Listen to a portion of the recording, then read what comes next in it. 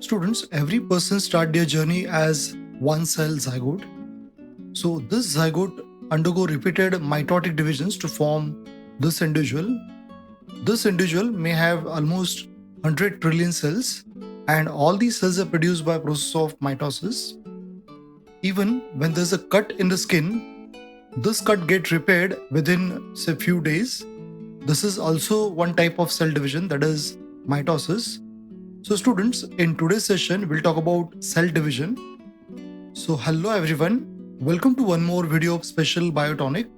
Students, in this session, we'll be mainly focusing on mitosis. Students, the cell division in general is broadly divided into two parts, that is mitosis and meiosis. So basically, the cell division is of two types, mitosis and meiosis. Mitosis occurs in somatic cells, which are also called as body cells, whereas the meiosis occurs in germ cells. Now, these germ cells are present in reproductive organs such as testes in males and ovaries in females. Mitosis is divided into two parts, interphase and M phase. M phase is further divided into karyokinesis and cytokinesis. Now, this karyokinesis is further divided into prophase, metaphase, anaphase, and telophase. Telophase will lead to the division of cytoplasm, that is called as cytokinesis. So students, mitosis is divided into interphase and M phase. This M phase is divided into karyokinesis, which refers to division of nucleus, which is followed by division of cytoplasm. This karyokinesis is divided into prophase, metaphase, anaphase, and telophase. Students, you can remember these stages of karyokinesis with the short form PMAT. This is the overview of all the stages of mitosis, that is interphase, prophase, metaphase, anaphase, telophase, and cytokinesis. Students, to understand the concept of mitosis and meiosis clearly, we should know the concept of chromatin and chromosome thoroughly. So students, I have made a video based on this chromosomes and chromatin.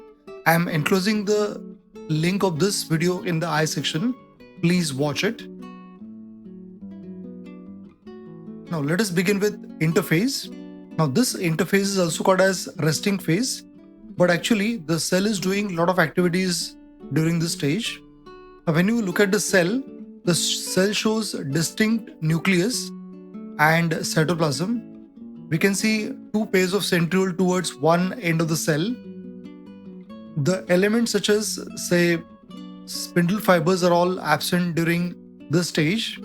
It is the first stage of cell division. Nucleus, nucleolus, and nuclear membrane are clearly visible. The genetic material is in the form of chromatin, which is long, thin, and dispersed. We can see the centriole towards one end of the cell. Now, this is highly active stage, which is further subdivided to G1, S, and G2. Now, actually, when a cell is going for cell division, it is a kind of journey.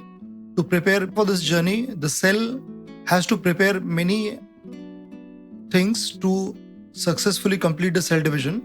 So all those events are occurring inside the interphase stage. Now, in G1 phase, there is a synthesis of RNA and proteins which are required for replication of DNA. Even the cytoplasm size increases and all cell organelles are doubled. In S phase, there is a replication of DNA. We know that in case of mitosis, the chromosome numbers are maintained constant. So in order to maintain the chromosome number constant, the cell DNA has to be doubled. So S phase stands for replication of DNA. Now in G2 phase, there is again synthesis of RNA and proteins required for actual cell division, that is in M phase. And even there is the division of mitochondria. Students, if you're finding this video interesting, then please do like, share and subscribe my channel. Thank you. Now this is actually the first stage of karyokinesis. Now when you look at this cell, now this cell shows the nucleus which is disappearing. The centrioles start moving away from each other.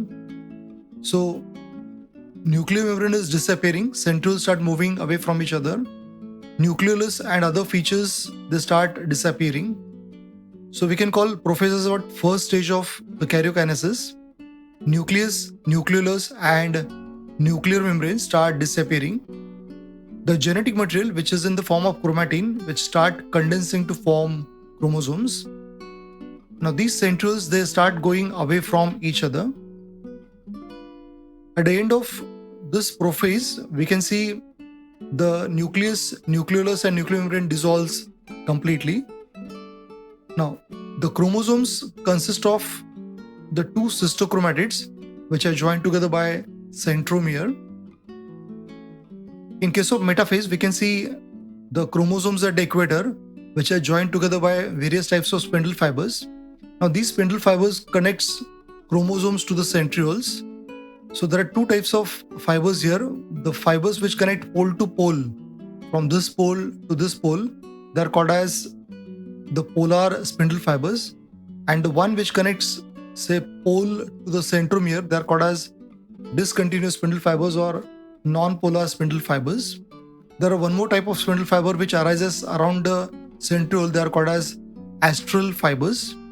So students, metaphase is a second phase of karyokinesis. Here, nucleus, nucleolus and nuclear membrane disappears completely. The genetic material condenses to form chromosomes, which is arranged at the equator of the cell. The centrioles are visible towards opposite end of the cell. And this metaphase leads to anaphase. Now, this anaphase is marked by the pulling of chromatids away from each other. During the anaphase, what will happen? The cell becomes slightly elongated. There is a contraction of, say, discontinuous spindle fibers and relaxation of continuous spindle fibers, due to which what will happen? The chromosome splits to form sister chromatids, which are nothing but these chromatids. They start going away from each other. So in anaphase, it is a third phase of karyokinesis. The nucleus, nucleolus and nuclear membrane are not visible during this stage. The chromosomes are splitting to form chromatids which start going away from each other. The centrioles are visible towards opposite end of the cell. Now this anaphase leads to telophase.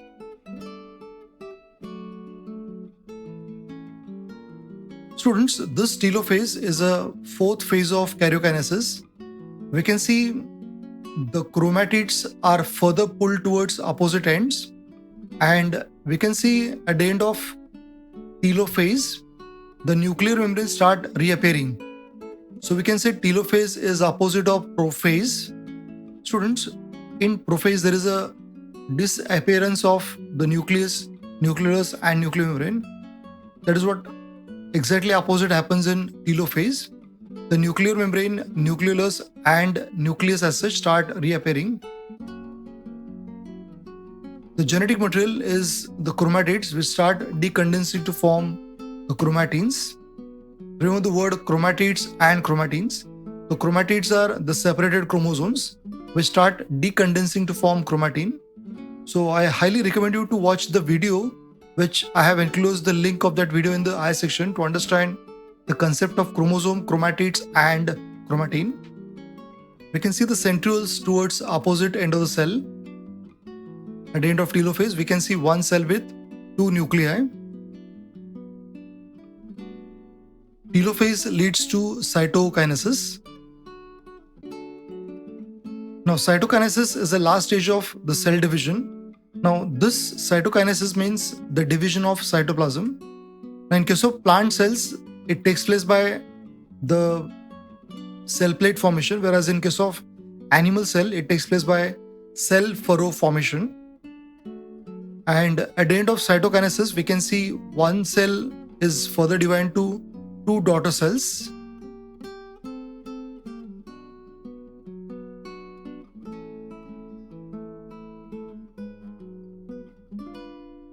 So students, this is the overview of all the stages of the mitosis.